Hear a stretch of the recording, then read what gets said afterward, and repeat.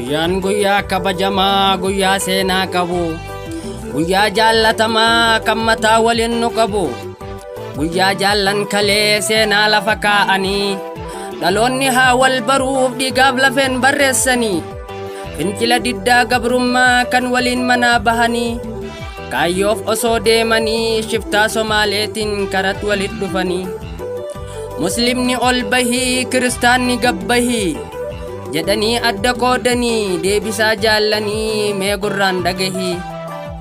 Nu Oromoon tokko, dhiigni keenyaas tokko, afaan keenyaas tokko, kaayyoon keenyaas tokko, kan baaneef Oromummaa amantaan addan baanu nu Oromoon gonkumaa.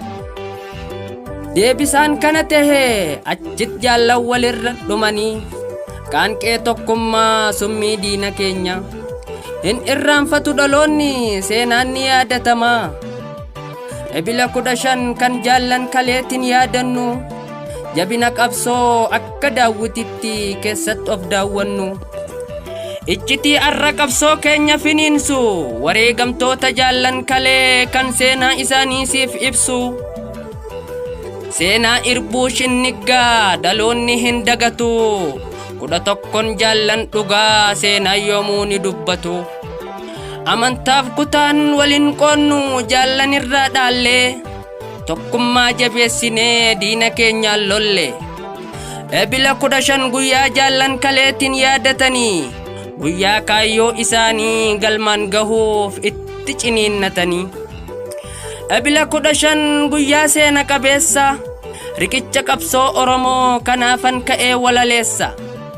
Ebila 15 guyyaa addaa ta'ee kabajamaa, wal qooduu injifannee harka wal qabna tokkummaa. Kallacha tokkummaa sabaa dhiigaaf lafeen ijaaranii, gargar hin babaanuun shinniggatti wareegamanii. Gootowwan dhugaa warreen heegareef yaadanii, du'a sodaaf addan baane boolla tokkotti awwaalamanii. Kan akka Magarsaa Barii, kan akka Irraanaa Qacalee, dhugaan heegareef yaaddanii gootowwan goonni dhale. Kan akka Gadaa Gammadaa, kan akka Abboomaa Mitikuu, tokkummaan isin ijaartan diinni kamuu hin diigu. Kan akka Muhee Abdoo, kan akka Faafam Dooyyoo, dhugaaf bahanii irratti wareegaman kaayyoo. Kan akka Marii Galaan, kan akka Daddachoo Boruu, karatti dhuftullee balaan yaadaniif dhugaa kan dhaloota boruu. Kan akka Yiggaasuu Bantii, kan akka Daddachoo Mul'ataa, kan akka Falmataa Caccabsaa hayyuu wal gaafateet waliif hubataa. Gootowwan Oromoo hunda maqaa lakkaa'ee hin fixu, kaayyoo isaanii dhaloonni galmaan haa gahatu. Hanga Rabbinaa laaffise keessaa maqaa isaanii waame, bagaan Oromoo ta'ee dhaladhe hedduutu nuuf wareegame. Jiruu isaanii caalaa kan lammiit jaallatu, dhugaaf wareegamtanii lubbuun keessan haa jannatu. Jaallan qaqqaalii xurree dhaloota, dhiigaaf lafeen diddiriirsanii gootowwan hayyoota. Kan akka Aadam Saaddoo, kan akka Abdullaahi Ganamoo, warreen diinatti ta'an yaaddoo. Kan akka Agarii Tulluu, kan akka Gadaa Walaabuu, kan akka Elemoo Qiltuu, kan akka Waaqoo Guutuu. Hayilamaariyaam Gammadaa, kan akka Jaarraa Abbaa Gadaa, kan akka Tasfaahun Camadaa, kan akka Taaddasaa Birruu, dhiigaaf lafeen barsiisanii diinaaf garaa hin hirru. Kan akka Huseen Bunee, kan akka Jiruu Sheekoo, kan akka Kadiir Waaqoo, akka Abishee Garbaa, kan akka Hinseenee Hullufee, kan akka Huseen Duulaa Ulee, kan akka Jaatanii Alii daraaraa bilisummaa godhan lubbuu isaanii qaqqaalii. Kan akka Maammoo Muzammir, kan akka Immiruu Ibsaa, kan akka Usmaayyoo Muusaa, hin badu yoomuu seenaan ni jiraata, akka xuriin hin faalamne dhalootatu eeggata. Jaallan dhiigni isaanii daraaraa bilisummaa ta'e, lafeen isaanii daandiin diigamne nuuf ta'e. lubbuun wareegaman malee seenaan isaanii ni jiraata yoomu. Akka nu wal barruuf dubbatan kalee turree isaan taraaran hin dagatamtu yoomu.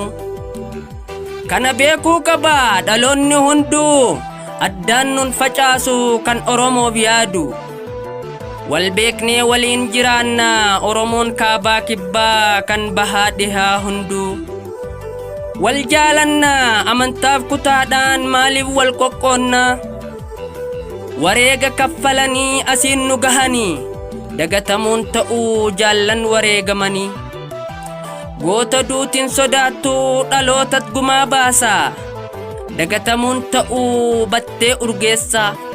An kan na dhibu handhuurri biyya keenya maal balleessineeti dhangalaafti dhiiga keenya janneenumatti gaaffii ta'a. Sirnichi immoo kan kalee arra jijjiirratee maqaa kichuu harkaan qaqqalee. Adda baafnee haa hubannu kanaat firaa kanaat diina. Dhugarratti haa dhumnu hiree keenya mirkaneeffanna.